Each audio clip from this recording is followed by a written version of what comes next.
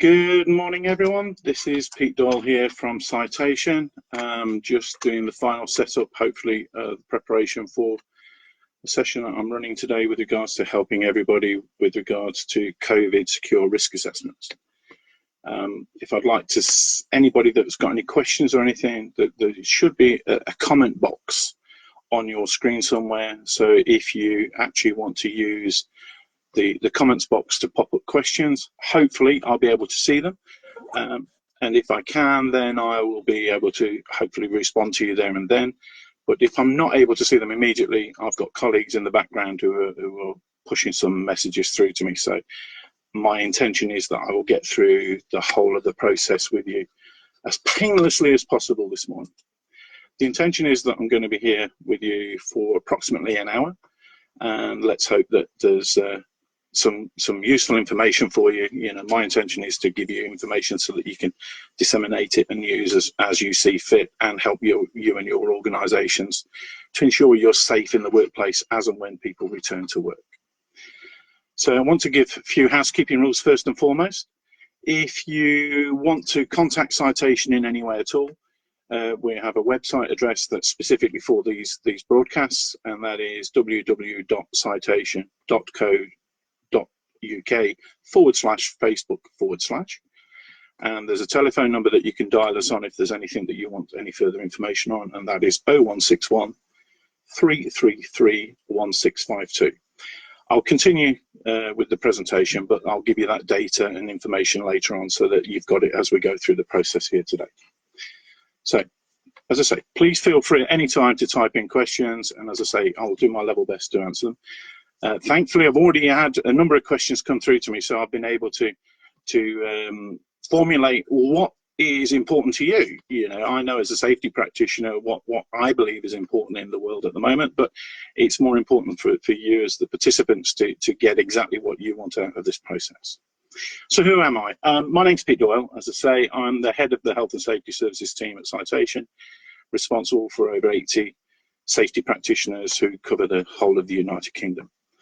We in Citation provide help and assistance to small to medium enterprises throughout the UK, and we pride ourselves on giving people practical and acceptable advice on how to deal with situations. And as everyone is aware, with regards to the 23rd of March, the world stopped spinning as we knew it was. And so we're now in a completely different strategy with regards to how businesses cope with things. And one of the key elements that people are starting to do now is, following the announcement made by Boris Johnson on the 11th of May, or on the 10th of May rather, is that there's been guidance issued to people to say, right, here's how we want to go ahead and make sure that a workplace is as safe as possible. For those of you who are unaware of this, the government have produced reams and reams and reams of guidance, and I don't anticipate that many people out there will have had the opportunity to read through everything. But I and my team have done all of that work for you. Effectively, we've been taking all the documents that the government's created and tried to distill them into sensible information and guidance so that organisations can safely navigate their way through what is required of them in order to undertake a reopening of a premises or an expansion of an existing opening. So, you know, the documents that were created by the Department for Business, Energy and Industrial Strategy, and they had input from firms, unions, industry bodies, and the various administrations in Wales, Scotland, and Northern Ireland. And they also involve Public Health England and the Health and Safety Executive. So as you can imagine, there is all manner of different organisations that have had input to these various documents. So one of the things that has come out from each of that is lots and lots of guidance. And what I'm trying to do here for you is give you some simple nuggets that are consistent throughout all various industry sectors. Now, I appreciate that on the line already I can see a number of people, and there's varying industry sectors out there. So please forgive me if I don't go into too much detail in any particular one. However, please feel free to contact us after the event or during the event, and hopefully I'll be able to walk you through. The very first question I've got that I've been posed is, what should be included on a COVID-19 risk assessment? Well, there's various things, to be truthful with you. I mean, what we're now starting to see is that people are referring to them not as a COVID-19 risk assessment, because that was how organisations were operating in the initial phases of the pandemic, and that was how to cope with what happens in your workplace.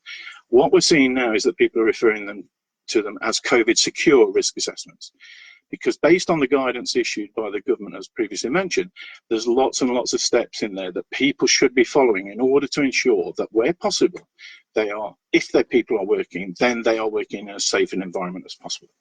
And I want to go through the various steps on that. You know, it's a very simple question, what should be included, but it's quite I'm afraid a long-winded answer, but there's lots and lots of support and guidance. And, you know, we in Citation have created a number of example COVID risk assessments, COVID secure risk assessments that you can go into and tailor and adapt to suit your own personal business.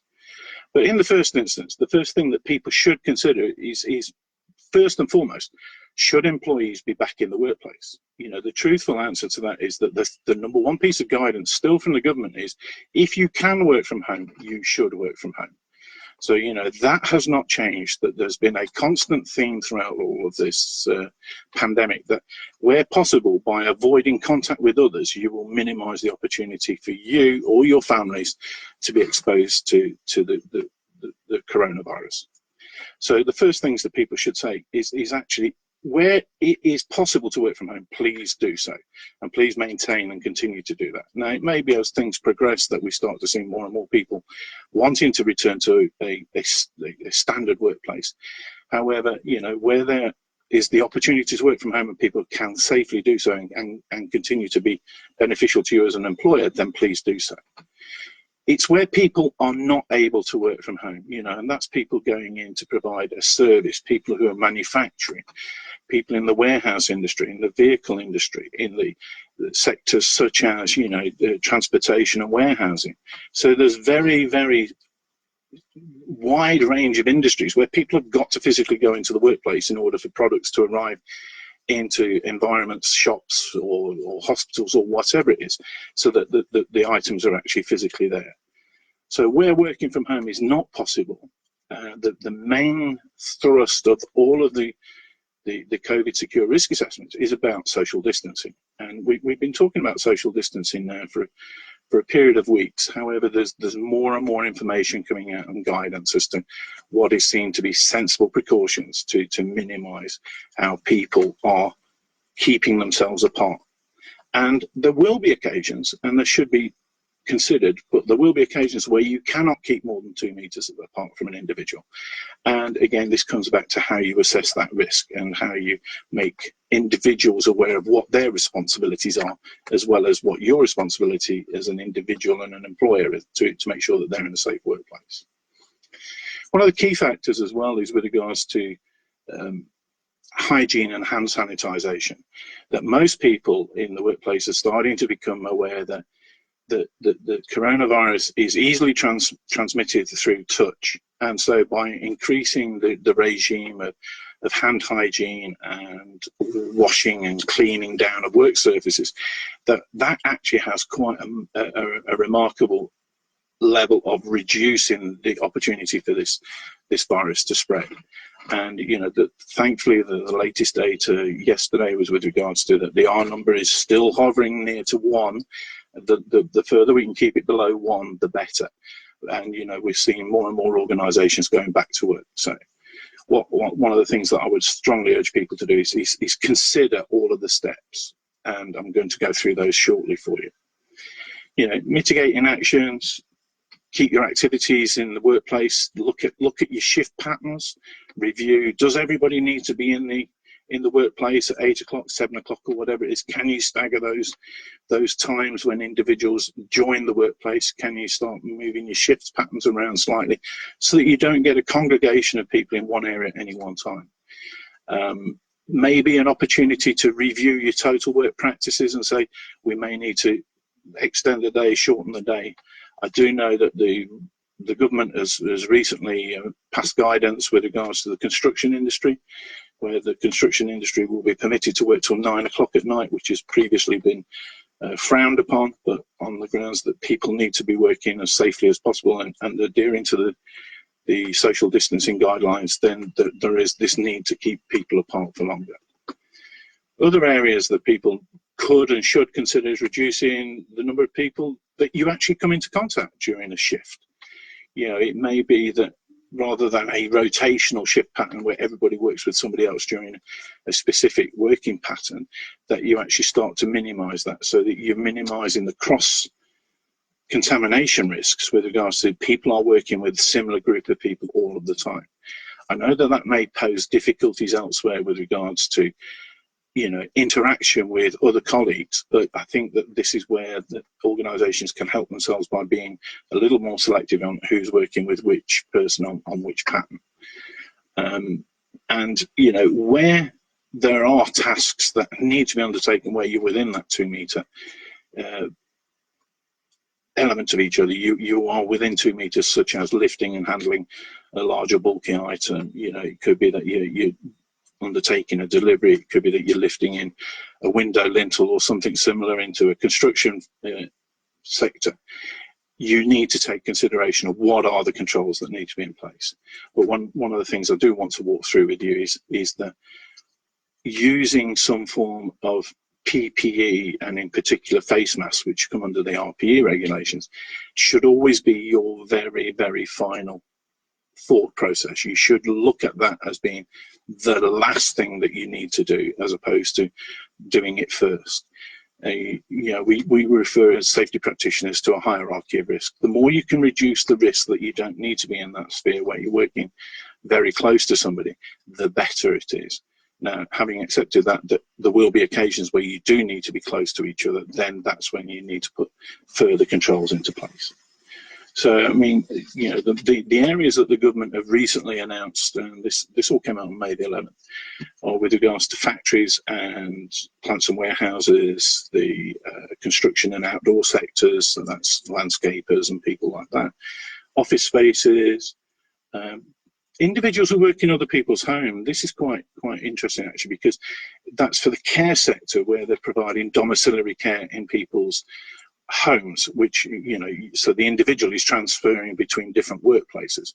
So there's some very good guidance out there with regards to how and what you should be doing when you're going into somebody else's home, where you're not necessarily, as the employer, always in control of the circumstances beyond that threshold when you step across it. There's guidance for shops, because we're starting to see some more retail environment reopening. The restaurants who are offering a takeaway service were still not in the category where people can go in and sit in and you know, have a meal in a restaurant, but, you know, it's predominantly for people to take away. There's been guidance issued as well with regards to people working in and out of vehicles. There's been lots and lots of questions posed of us with regards to, can people share a vehicle in order to get to work? The truthful answer is the guidance says no. You know, it always refers back to what's the hierarchy of risk here. If you live in the same household as somebody, then that is acceptable for people to travel together. However, in the typical workplace, it's very rare that two or more people from a household will work in the same location. It may be the rarity, but it's not the norm. And the guidance is that wherever possible, people should use various means of getting to and from a workplace. Now, I fully understand, you know, that for some people it may be a 40 or 50 mile commute to get to their workplace. Therefore, you know, using a bicycle or public transport, which is, people are still being urged not to where possible, to avoid using public transport because of obviously the risks in there. But it's a matter of being sensible, and it may be that you then need to look at your car parking provisions and so on and so forth.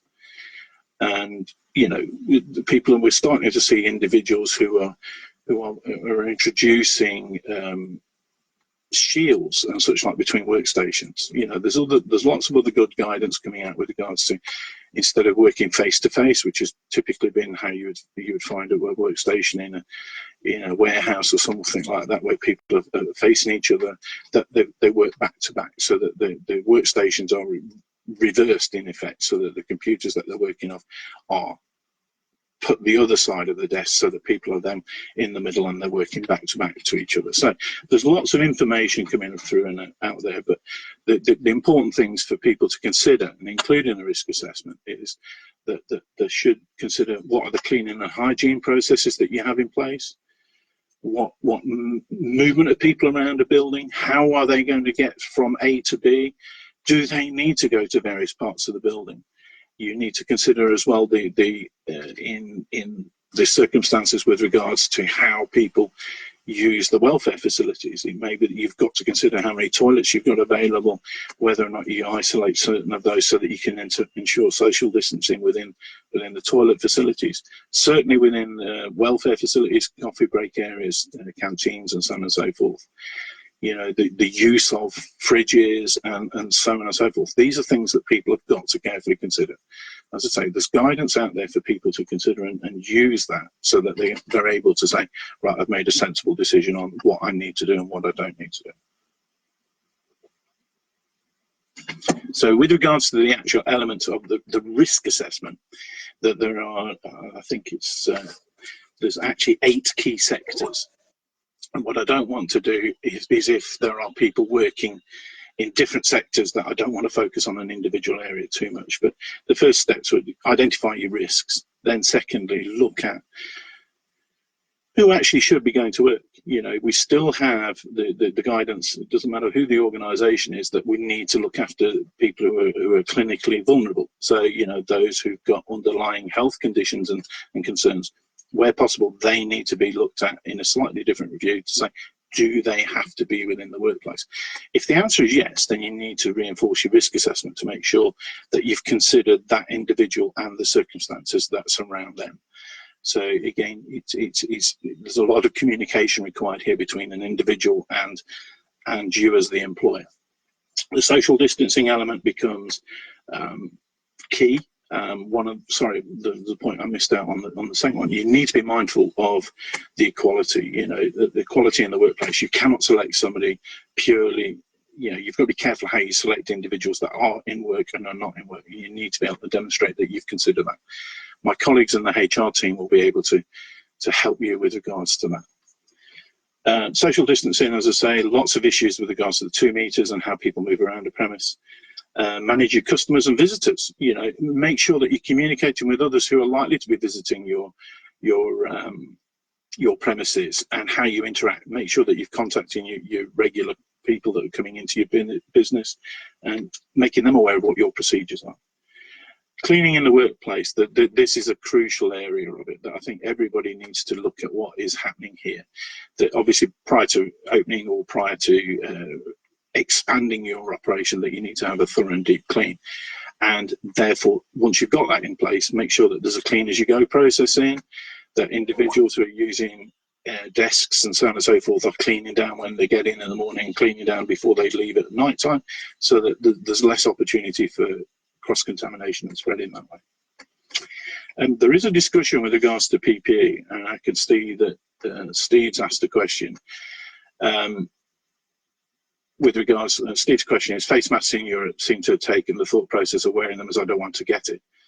In countries that have been wearing them before the pandemic have taken the philosophy of I don't want to transmit it. What do you think? Right. Well, there's an element with regards to PPE, and this is where I think lots of guidance is coming out, that it should be the final resort in the workplace. Now, what people do as they're traveling through and around and using public transport and so on and so forth, that's the thoughts of the individual. And, you know, Steve may well have a point there that some protection is better than no protection.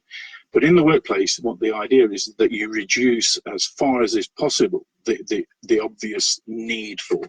So, you know, I would suggest that again, rather than resorting to handing everybody face masks, it's consider what is the risk, what is the opportunity for somebody to be working that close within the 2 meters, that they do need that protection. I completely get the piece with regards to when people are out shopping on public transport. I mean, those who are in London, you see scenes on the tube and so on and so forth, where people are in very densely packed carriages and so on and so forth. I think that there is an element that is for the individual, that they're able to say, actually, I'd rather wear something than nothing. But the information that is coming from the government at the minute is that is not clear with regards to the workplace that that's a recommendation.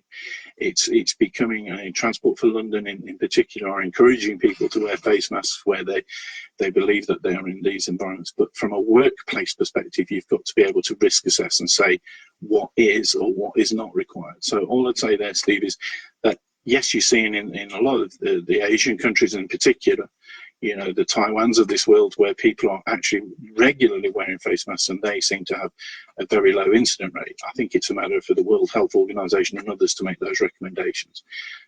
We're currently not seeing those recommendations being brought to the United Kingdom. It may well happen, it may not. I physically, you know, I'm not in a position to say that what the guidance is or isn't going to say. What I can say is clearly that when you're in a workplace and you identify that somebody requires face masks and you know, respiratory protective equipment, RPUs as it's known, that there needs to be an assessment made. So that's one of the elements on it. Just to finish off the seventh and eighth elements with regards to the workplace assessment, workplace management, you know, again, going back to, do people need to be in a workplace altogether? The indications are that we can be a lot more flexible. There are, you know, as has been proven, more people can work from home, so allow them to do so. Actively encourage it where possible, but where people do need to be together, look at how you can actually minimise the opportunity for people to come into contact with others. So it's change of working patterns more than anything else there. And then the final element of it is, if you're manufacturing of something or receiving products, is look at how people bring products to you and how you distribute and get products out, because there's lots of touch points in there where individuals are interacting with other people to actually say that this is what we've always done, you know. So it's a matter of changing the working practice, or looking if you can change the working practices to make sure that people are actually doing it as safely as possible. You know, as simple as booking in at the gatehouse or booking into an industrial unit. You know, what are the processes? Are we able to streamline that so that there's already a photograph of the driver that's going to be coming to visit, so that you already know who's visiting, rather than somebody coming out and getting into that 2 meter space with somebody else. So it's things like that that people do need to consider. As I say, in Citation, we've already worked on a number of the risk assessments. All of those that the government advised are available on our Atlas system. So if anybody's interested in that, please contact us and we will guide you through. But it's in your individual Atlas, and if there's organisations on the session here today that are interested in that, please give us a call. I'll give you the details again later on. But you know, there's lots of opportunities to help people here. So on to questions. The question here from Chris. I'm a self-employed builder working on a residential project. Do I need a COVID risk assessment before I can start trading again? And should I wear any kind of PPE? Right, I would strongly urge, Chris, that people look at, everybody should do some form of COVID secure risk assessment to say how they are going to be adhering to the guidance that's laid down by the government. One of the things that people need to be assured of is that everybody is doing what they're supposed to do and how they're supposed to communicate with each other. And one of the crucial elements with regards to any risk assessment is you involve all of the staff anyway. And the government guidance is very clear here that there needs to be some sort of communication between you as an employer and any individuals who work for you, so that you're able to actually pick up and say, right, these are the considerations of that individual. So it's a matter of making sure that, yes, you do need a COVID risk assessment, and to dovetail it with whoever else you are working with. So typically, not knowing too much about your organisation, Chris, if you're working on residential projects, you're going to be working under the control of a principal contractor, and therefore that principal contract will have their rules and regulations. So it's a matter of making sure that everything dovetails in, so that you're not doing something that contravenes their rules and their arrangements. And similarly, you can learn from them and they can learn from you. So it's a matter of making sure that everybody's aware of what's happening. So that's your risk assessment. You may also need to review your method statements, because there may be changes to your working practices in order to try and maintain social distancing. And where you can't maintain social distancing, you'll need to demonstrate what your controls are when you are working within that 2 meters of somebody else. So you need to have a look at that. With regards to the construction industry is very, very tightly regulated with regards to personal protective equipment anyway. So you'll probably see that most of the PPE that you're already wearing or already required to wear whilst you're on a site is actually required and still is required. It just may be that you may need to increase with regards to the face mask, the RPE element, for those sections and the parts of the working day where you're working closer to somebody else. There is one point that I should have made with regards to the whole of this risk assessment process when people are doing the risk assessments, and that is with regards to communication. The government have issued guidance that where an organisation has 50 or more employees, that where feasible and people have one, that they should publish their risk assessment onto their website so that others can see it. There is a blue poster that the government have generated that we will circulate through the citation website, which covers off the 5 elements and that you as the business owner will countersign and put on display somewhere. That's a very good method of actually flagging up to people that you have considered and taken into consideration how to protect your employees and your individuals in the workplace, and more importantly, the visitors that are going to come into your environment, so that everybody is clear on what the processes have been and what the processes need to be to make sure that you're in a safe workplace. So hopefully that's answered your question, Chris, with regards to being self-employed. Yes, you do need to do a risk assessment. And again, I would look at what your principal contractor is demanding and try and make it sit in with regards to those. Just whilst I'm on here, they've got another one that's literally just coming. I'm a self-employed carpet fitter. Do I need to produce a COVID-19? Again, as a person who employs 5 or less, technically, you need to do something that's communicating with people. But if you employ 5 or less, strictly speaking, you don't have to have written assessments. However, what you do need to be able to demonstrate is how you have handled the situation.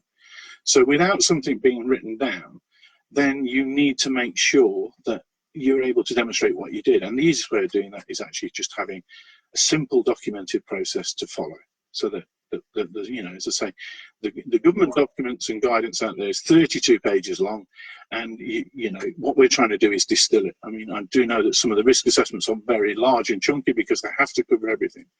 But one of the key elements of it, once you've done a risk assessment, then thereafter is actually to communicate it with all who are involved. That's something that we should be doing every single day of the week anyway with regards to ordinary risk assessments, making sure that they're communicated out to an individual and make them all in the workplace aware of what the process is. I mean, one of the areas question here is, what do I do when my staff return to work? And my honest advice to you is probably best way to think about them is as a new engagement.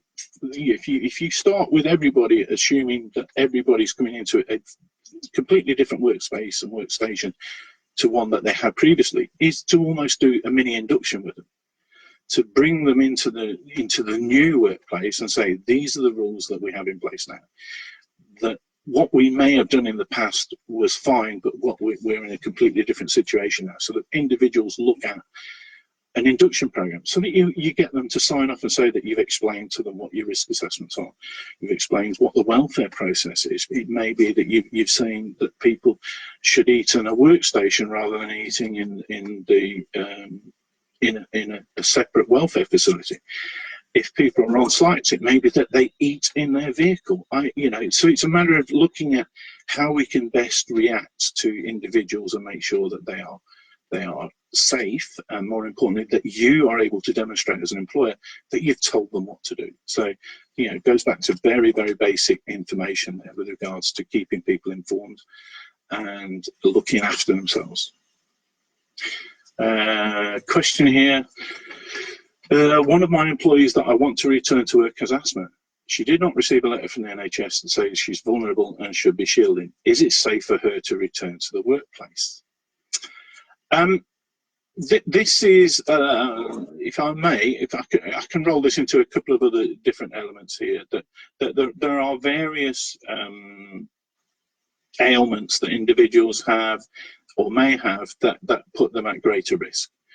So they are clinically vulnerable. So rather than just looking at the asthma one, if I may, I'd rather just expand that a bit to all of those that sit within the clinically vulnerable group.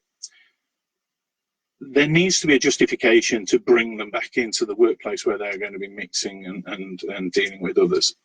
So you need to do an individual risk assessment with regards to anybody that's got those categories. And again, I would seriously urge that if they can undertake the role from home, that they do.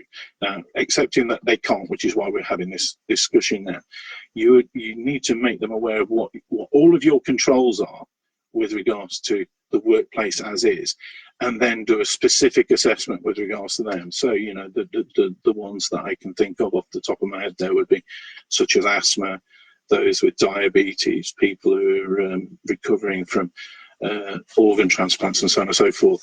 Those should be shielded in a way. Some of those should be shielded in a way, but others, that, you know, it is safe for them to work, but there needs to be additional precautions. But you need to consider that and then balance it and make sure that there is an element in there with regards to, is it required that people return to work? You know, obesity and such like comes into this category. So, you know, again, people need to consider the individual. And remembering what I said much earlier with regards to making sure you're not discriminatory, you need to be able to demonstrate what things that you did and why you did them. So it's a matter of making sure that individuals can pick out and you know, effectively manage the workplace. So that's part of the black art, I'm afraid, of managing people and making sure that you can actually see if you have individuals in the workplace that you need to take special considerations. Previously, we would have looked at pregnant workers and young workers. I think that this is going to form a new category, that people that are clinically vulnerable, that we need to actually consider those as well. So my honest answer to you is that you need to do an individual risk assessment, do your generic risk assessment with regards to the workplace, then look at the circumstances of that individual and consider if it is or isn't feasible for them to physically come into the workplace and do their normal duties, or do you need to make special arrangements? Right, Sean has asked a question here.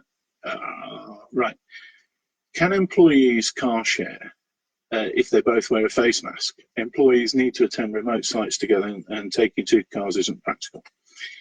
This comes back to your assessment of your risk there, I think, Sean. I think that if, you know, let's use a circumstance that will be an electrician and, yeah, forgive me for using the construction industry, it's the easiest one to use, that you've got an electrician and his mate. His mate doesn't drive, therefore, in order to get the electrician's mate or his apprentice out with him, they both need to be in the vehicle.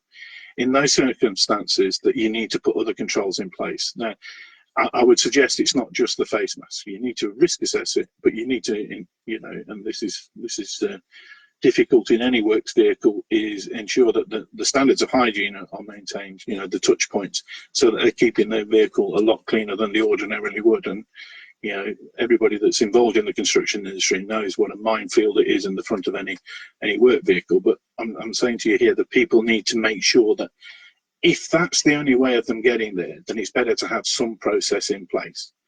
With regards to the face masks, again, it's a matter of looking at whenever they become contaminated, that they need to be disposed of safely and securely. So I suppose my answer to you there, Sean, is if that is the only means of getting people to that site, then you've assessed it and you've captured it, and you've completed the risk assessment to make sure that people are covering and protecting themselves as far as they possibly can. It goes back to the earlier point I was also making about trying to keep work crews together. So, you know, those pair working together, you're actually starting to minimize your opportunities for them to share with other people. What I would suggest strongly is that you don't have fitter A working with fitter B, C and D, and then rotating them around in the vehicle, because you're actually then exponentially looking at increasing the risk factors considerably. Try and keep people that work together, working together and traveling together, if that is the only means that you can do it. So I suppose my answer in a way there is, if it is the only way you can safely get them to the site, then it's better to have some measured protection in place rather than none. Okay. From Nadia, do we have to ask our employees to elect a health and safety rep for us to consult with regarding the risk assessment? The health and safety at work actually stipulates that you should consult with all of your employees anyway. I would, if you don't already have a recognition of some sort of process in place, this may well be a system of encouraging people to come forward. But I would consult with a number of your staff if they don't have an elected representative.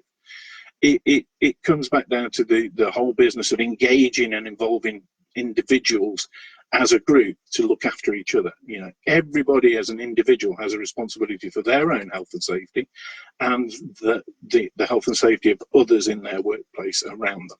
So there is an issue here that it may force people to start consulting more widely with individuals, you know, team leaders, supervisors, and so on and so forth. So it may be that people actually pick on that and start to say, actually, look, it makes sense for us to have, you know, whether it be a weekly gathering, a weekly huddle. I'm try and refrain from using, in days gone by, people will have a huddle. What you need to be is recognizing that, you know, any time of team talks and so on and so forth, you need to be socially distanced. So more often than not, you know, we're not going to recommend getting huge groups of people in place, but as long as people can stay socially distanced, you're seeing lots of this now, or I'm seeing lots of it where people are in an outdoor area having a briefing session. So hopefully that helps you a little bit there, Nadia. You don't have to elect, but I would suggest that you do discuss with a number rather than having just one or two people being the people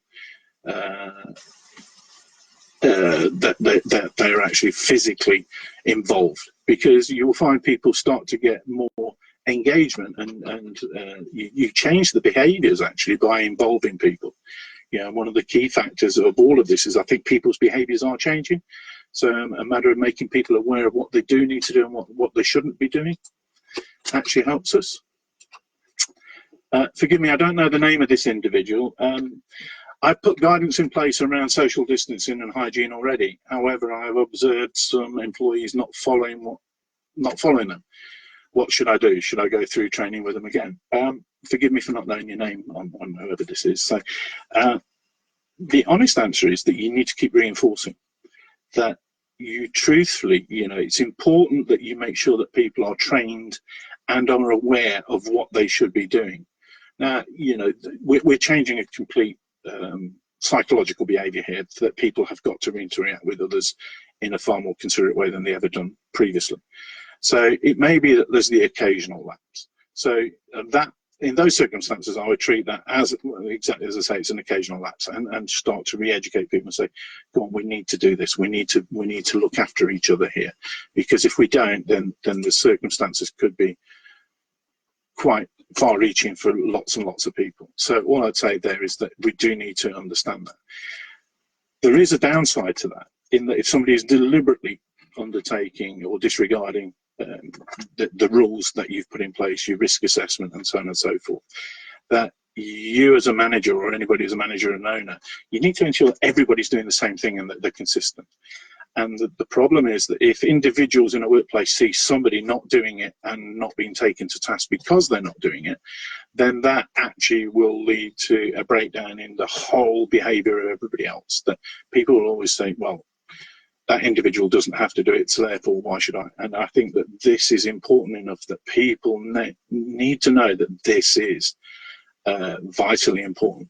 You know, so it's a matter of making sure that individuals are aware that there are appropriate steps that can be taken, remembering that breaching health and safety regulations and rules is potentially a disciplinary matter. You know, I'm not a HR and employment law specialist, but you know, there are circumstances where people deliberately breach health and safety rules that can lead to quite severe disciplinary action being taken against people.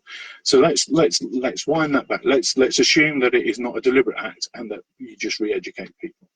You may also need to consider that the individual may not understand it. English may not be their mother tongue. So again, it's a matter of communicating with an individual in the first place, making sure that they fully understand. And sometimes that's a little bit more difficult. You know, there have been occasions where people have discovered people, you know, can't read and write the same way as other people can. So it's a matter of just reinforcing whatever your education process is with regards to those individuals and saying, right, this is what we should do, and this is how we need to move forward, so that everybody's doing the same thing. And again, by others seeing what you're doing with those individuals, it will help reinforce the peer pressure on an individual or on a group of individuals, so that you actually have everybody doing the same thing in the same way. So hopefully that's answered your question there. I mean, the truth of the matter is, I would continue to reinforce. I mean, I would not do a risk assessment and then just leave it. You know, the truth of the matter is, keep reviewing your risk assessments, and it may be that you need to do them to start with far more frequently than you do your traditional risk assessments, because circumstances change. Individuals coming into your workplace may inadvertently expose other people to COVID-19.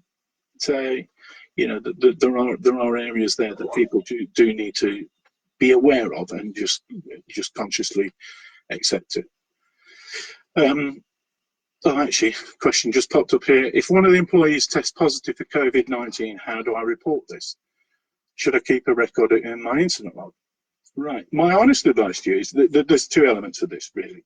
That I think that there needs to be a regular process of inquiring of your workforce. Are they fit for work? You know, because as recently as yesterday, the symptoms that are being apportioned to being indicators that somebody has COVID-19 or coronavirus, it is the high temperature, a persistent dry cough, and as recently as yesterday, that they announced that the Professor Tam announced that there's the loss of sense of smell, or the change of sense of smell and taste. So there are new indicators coming out. You know, we're a number of weeks into this now, so there's going to be more and more scientific evidence of what is happening. So if an individual is telling you, or is exhibiting those signs and not telling you, more importantly, then you need to do something about them.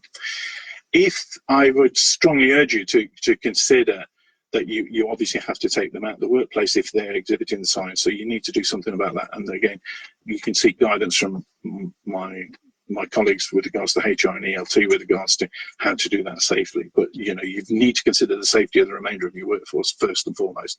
How you look at the payment methods is a different story. I would record it in your own, whatever you use as your incident logbook, and whether it be a day diary or whatever, so that you've got evidence of it, of what you did and when you did it. There is a repercussion to this in that there is a RIDDOR guidance. Everybody is aware that the HSE have enforcement action with regards to RIDDOR. So for those that are not aware, RIDDOR is the Reporting of Injuries, Diseases, Dangerous Occurrence Regulations. What they require you to do is consider two elements, in truth. That, you know, was it an unintended incident at work that led to someone's exposure? That actually is very difficult to do. That's normally where people are working with live virus. So that, in the vast majority of people that would be on this call, is not going to be applicable. But the second one potentially is, and it's in certain industry sectors, and that's where work has been diagnosed with having COVID-19, and there's reasonable evidence that it was caused by an exposure whilst they were at work. You know, that would be a reportable disease, whereas the first, if it was an unintended consequence, would be a dangerous occurrence.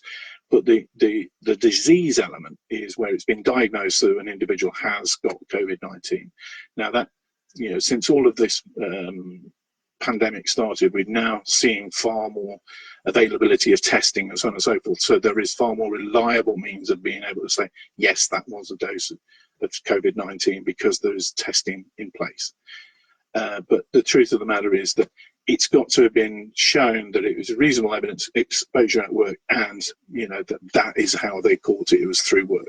So if in doubt, you know, contact the HSE or contact Citation or whoever, and seek guidance as to whether or not it is a reportable incident in the first place.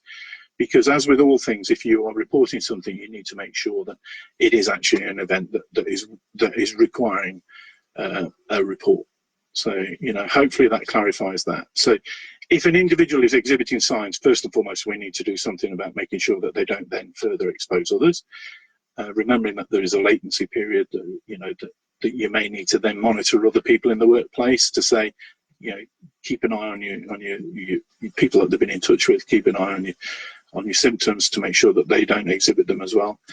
It may be worthwhile, depending on what they do, to have a deep clean of that area and make sure that location that they're involved in is actually cleaned and sanitized, so that people are aware of what is happening. All right, this is an interesting one. Question: I offer personal training services in my own gym. As I only service one client at a time, would I be allowed to reopen? I can maintain social distancing, clean down all equipment after use, and stagger time so no clients would ever cross paths. Right, apologies for not knowing the name of this individual. My concern here is that the various guidance that's issued by the government actually tells organisations in what specific order they can reopen. So, you know, recently, the most recent guidance is that various industries such as takeaways and such like can reopen, but purely for takeaway. Unfortunately, gymnasiums are still in the category that, you know, fitness studios, gyms, swimming pools, and various other leisure activities are not allowed to reopen. And, you know, they're on the prohibited list. So I would say that at this moment in time that no, you cannot reopen regardless of what other controls you're able to put in place. And that's as at this time, you know, that's as at the 19th of May. Because things will change. You know, we've seen that the steps 1, 2, and 3 from the Prime Minister, where there's clear indications that provided that the R rate is going down, that we will be able to reopen various other industries in the shorter to longer term. My concern is that if you do open, you are potentially then at risk of contravening what the guidance says. I would strongly urge you not to. There is a caveat to that I think you can perform outside, but you know that you can deliver that sort of service outside as long as you're not using equipment that others are going to use, because then you would need to deep clean it. So it may almost be an open air element, but again, maintaining social distancing and so on and so forth. So forgive me for not knowing your name, but the truth of the matter is there that I think that you would be not adhering to what the current guidance is. The current guidance is very clear in that those leisure facilities are not to reopen. So I think it's a matter of making sure that people are aware of what they need to do and what they don't need to do. I mean, it's admirable that you're making plans, but I think that will come in the later phases. You know, I think the 4th of July is the date, you know, Independence Day is the date that people are talking about lots more relaxation, assuming. But we will keep everybody informed of what those changes are and as they come into likelihood. Question here with regards to how do I go about updating my fire risk assessment to comply with social distancing? I've run a nursery. Social distancing will be difficult today, but in the event of a fire, it will almost be impossible to implement.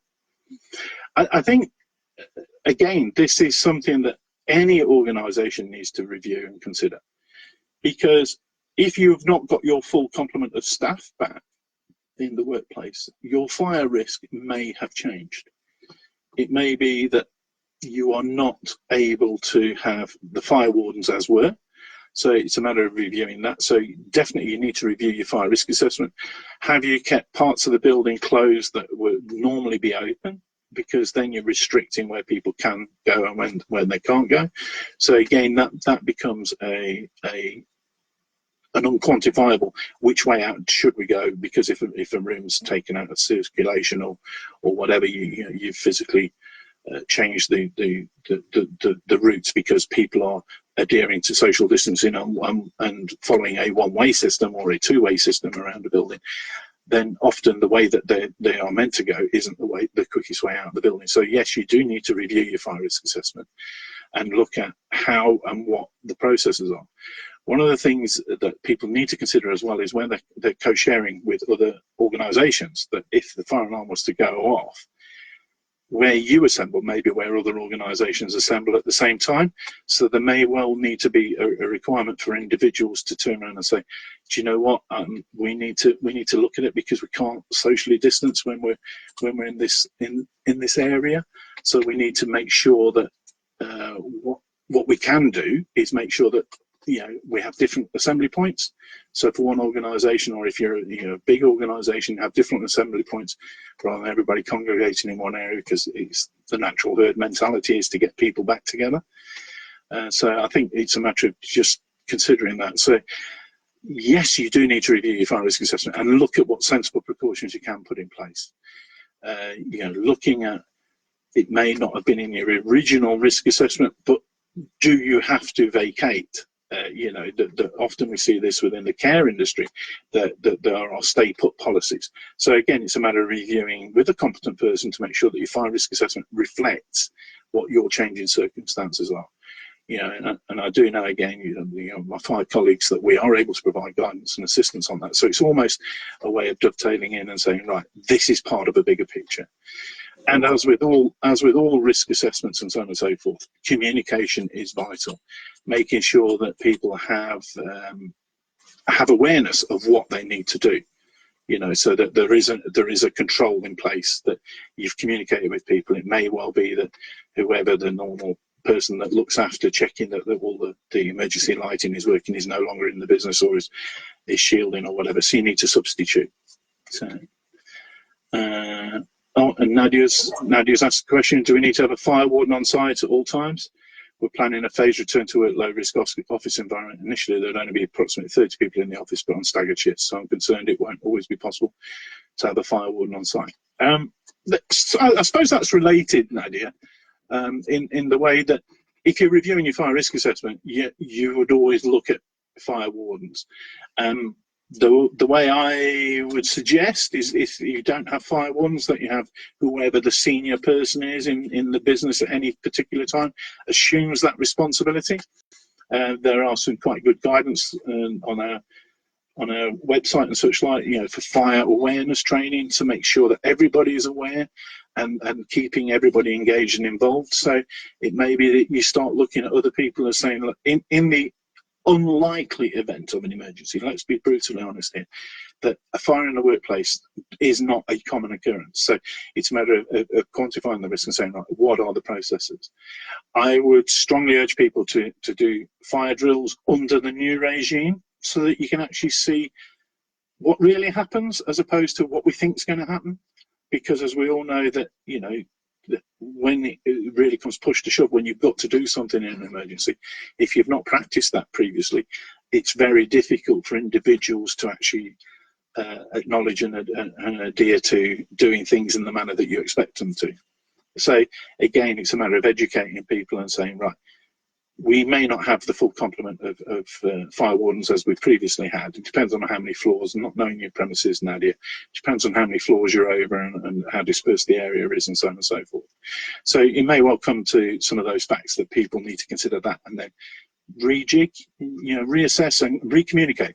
Can't stress strongly enough how often people should be doing regular updates to individuals. And again, that comes back down to notifications, signage up on walls, individuals who are aware, so that people become aware of what's happening, or what, more importantly, what's changed. That you know, you may well have point being made here with regards to first aid provision, that you may well need to look at first aiders as well. You may not have the same complement of first aiders in the building. Depends on your industry risk. You know, if using you as the example then, Nadia, if it's an office environment, you're far less likely to have individuals suffering severe trauma due to activities in the workplace. But in a workshop, an engineering workshop, you may do, and the fact that something spinning at thousands of revolutions per minute is likely to cause severe damage to individuals, then you need to seriously consider, well, have we got all the first aiders in the workplace? The other side of that coin is that sometimes that you will have reduced your risk because people who have underlying health conditions are likely not to be in the premises, because, you know, people that have, you know, heart conditions and so on and so forth, you're looking at keeping them away from it in the first place. So you may, you know, the part of the benefits of this, and that you may need to just change your profiles and think of things slightly differently. So I'm just trying to see something else that just pinged through there.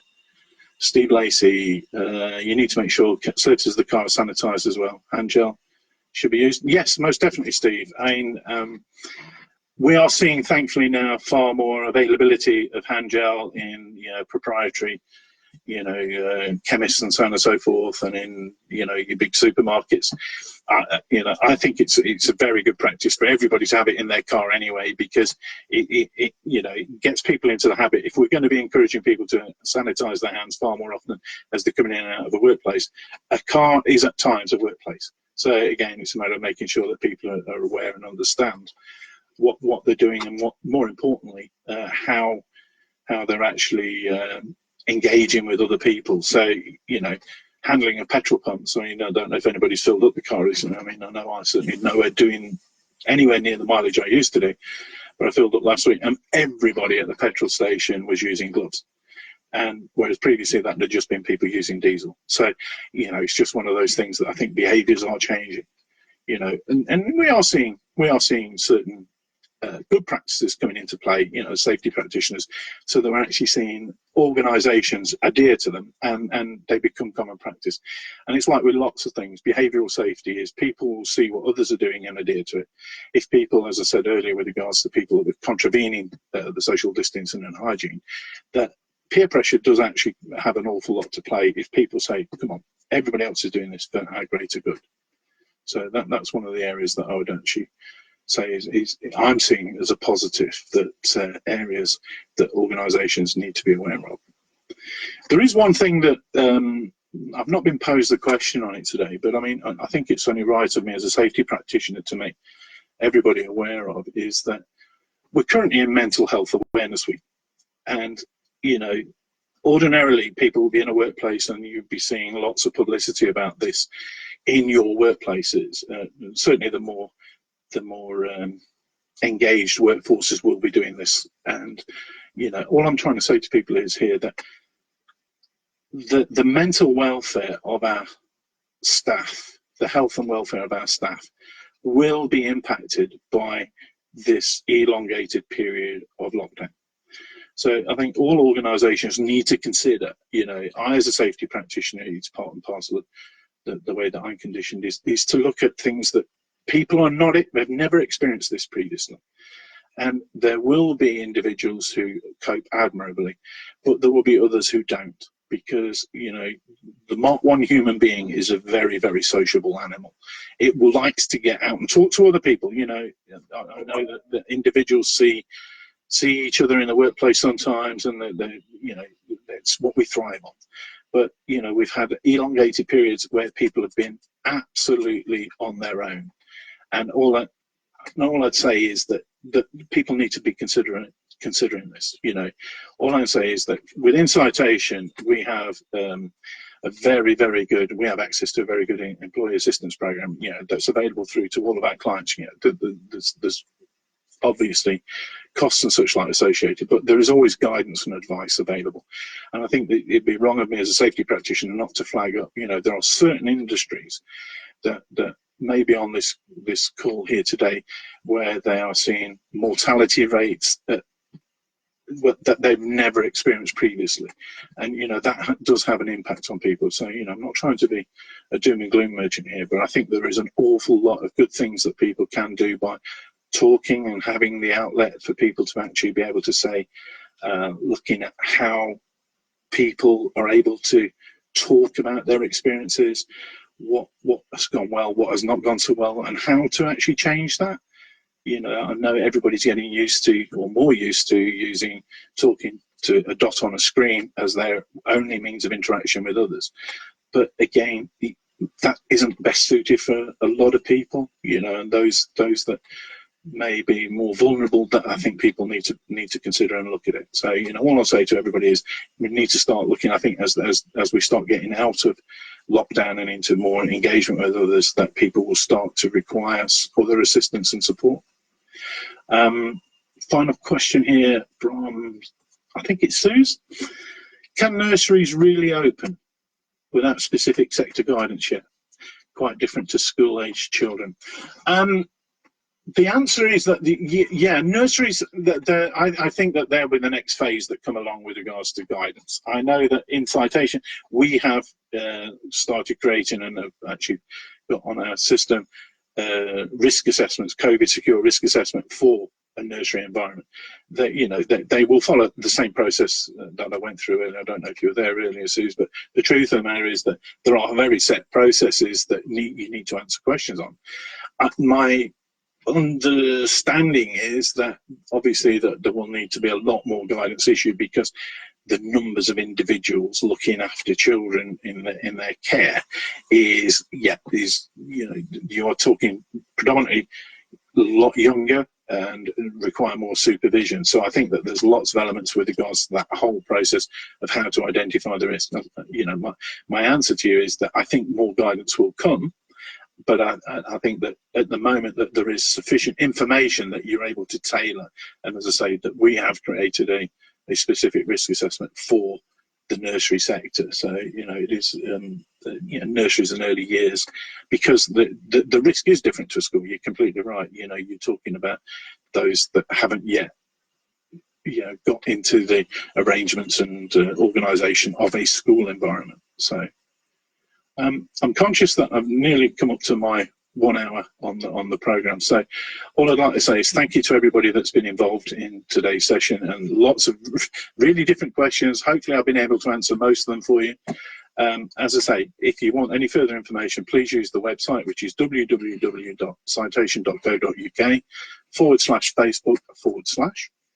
Our telephone number is 0161 333 1652. I'll repeat that, 0161 333 1652. Please keep an eye on our social media, our website for future events. We are going to continue running these type of events if you find them useful. I know that my colleague Jill McAteer, who runs the opposite one to me with regards to the employment law, and myself, and there's various others within the team who are able to support and assist. So all I'd say to every single person is, if you want this, then please obviously contact us and we'll do more of it. If there's other things that you want us to cover, then let us know similarly, and where we can physically accommodate it, we most definitely will. So thank you very much. I'd like to say sincere thank you from me, Pete Doyle, and please, everybody out there in this changing world, please stay as safe as you possibly can, and where possible, seek guidance if you're unsure of something. So thank you very much for your time today. It really is appreciated. Bye-bye.